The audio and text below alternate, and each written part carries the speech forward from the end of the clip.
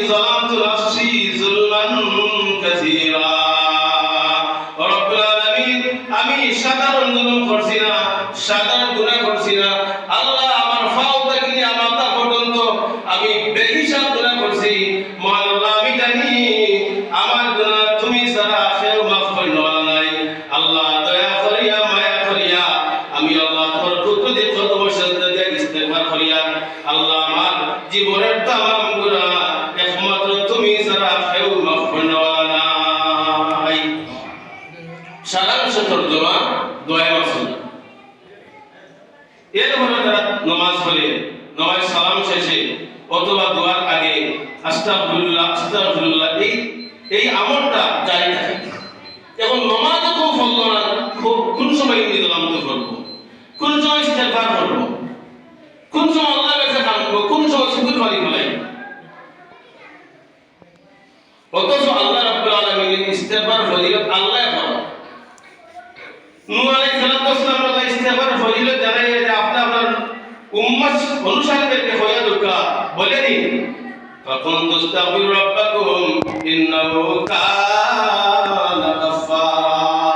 ও আমার নূহ আলাইহিস সালাম নবী, আপনি আপনার উম্মতদেরকে জানাই দিন তারা যেন বেশি বেশি করে ইস্তেগফার করে, কারণ কি আমি মহান আল্লাহ সবচেয়ে বড় দয়াবান, যার দয়ার শুরু আছে কিন্তু শেষ নাই। বেহিসাব দয়াবান আল্লাহ। ইউরসিলিস সামা আলাইকুম মিদরারা। আমার যে গোলাম দেবানি আমি আল্লাহ দরবার তওবা করবে, ইস্তেগফার করবে, আমি আল্লাহ দরবার কান্দে, আমি আল্লাহ তার সাহায্যের জন্য আমি আল্লাহ আসমান থেকে আমার রহমত ফাটাইয়া দিয়া দেই। ইস্তেগফার আস্তাগফিরুল্লাহ ইন্নাল্লাহা গফুরুর রহিম। অর্থ কি? আস্তাগফিরুল্লাহ, আল্লাহ আমি ইস্তেগফার করলাম, আমি মাফ চাইলাম, আমি ক্ষমা চাইলাম, আল্লাহ আমি তোমার কাছে মাফ চাইলাম। ইন্নাল্লাহা গফুরুর রহিম, আল্লাহ নিশ্চয় তুমি গফুর, নিশ্চয় তুমি রহিম, আল্লাহ তুমি ক্ষমাশীল, তুমি দয়ালু। আস্তাগফিরুল্লাহ ইন্নাল্লাহা গফুরুর রহিমের অর্থ ইস্তেগফার। কেউ যদি এতটুকু না করতে পারে, শুধু আস্তাগফিরুল্লাহ আস্তাগফিরুল্লাহ আস্তাগফিরুল্লাহ আস্তাগফিরুল্লাহ আস্তাগফিরুল্লাহ এই আমল যদি কেউ করে, এই আমল হলো ইস্তেগফার হইয়া যায়। আস্তাগফিরুল্লাহ অর্থ কি আল্লাহ আমি মাফ চাই, তো বারবার খালি বললাম আল্লাহ মাফ চাই, আল্লাহ মাফ চাই, আল্লাহ মাফ চাই। খা করবার বরাম সাধারণ মানুষ যদি বারবার আমরা দরজার কাছে থাকি, দরজাটা খুলিলাও রে বা দরজাটা খুলো রে বা বাইনু বাবানু এইভাবে যে মায়ার শব্দ দিয়ে আমরা বারবার ডাকি, যদি কঠিন দুনিয়ার মানুষ থাকে তারপরে গালি দিয়া নইলে দরজাটা খুলি। শেষ রাত্রে 3টা-4টার সময় যদি আমরা ডাকই, এই রেকর্ড তো উঠে জানে চাইতো না, বারবার যখন আপনি ডাকা বলেন না রে বা দরজা না খুললে আমি দেখাম না, তখন তার নিজেরও নিজে বাঁচাইব লাগবে। তো শান্তি দেন না, খালি ডাকতেও আসি কিতাব লাগিয়ে এত রায় দিয়ে ডাকলে এই শব্দটা নইলে কইয়া দরজাটা খুলিয়া আমি মুখ কিতাব লাগিয়েছি।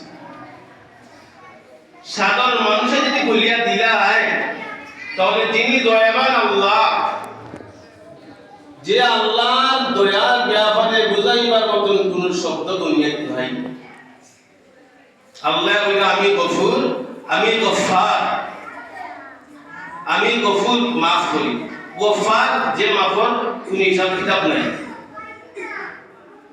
কারে কোন সময় কিভাবে আল্লাহ মাফ করবা আল্লাহ বালা জানো।